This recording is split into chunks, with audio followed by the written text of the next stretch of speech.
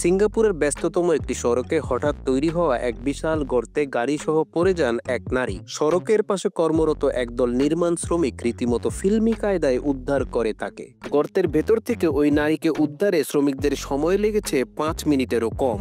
গত 26 জুলাই দুর্ঘটনাটি ঘটার সঙ্গে সঙ্গেই নির্মাণ শ্রমিকদের ফোরম্যান সুপ্রিয়া পিচাই উদয়াপ্পান দেরি না করে একটি দড়ি নিয়ে এগিয়ে যান।